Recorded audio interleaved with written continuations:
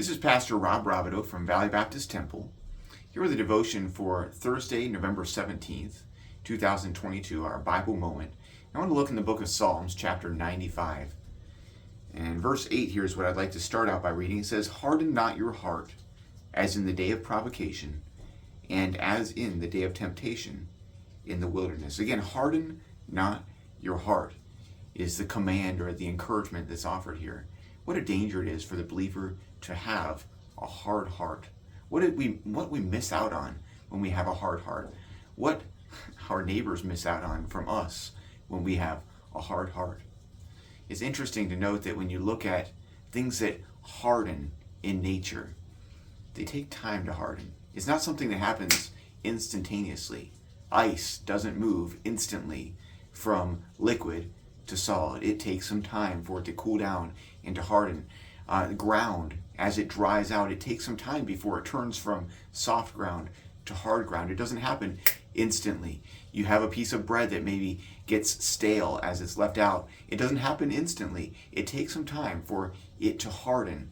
There are electrochemical and chemical processes that can turn things hard in an instant. There are some amazing new technologies that they're putting into hats and armor and gear for motorcycles or snowboarders or whatnot.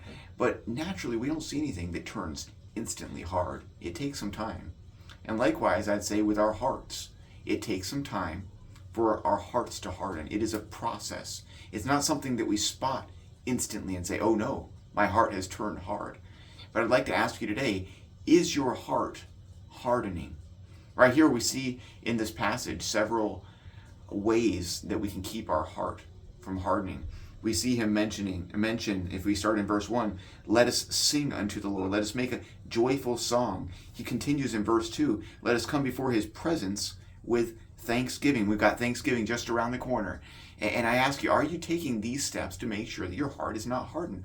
Are you thanking God? And not just in Thanksgiving season or on Thanksgiving Day or in a Thanksgiving service. Are you singing and praising the Lord? Not just in your home, but throughout your day. Are you praising him? Are you worshiping the Lord, as we see later, and bowing down before him? There are so many different things that it lists here that we can do to make sure that our heart is not hardening.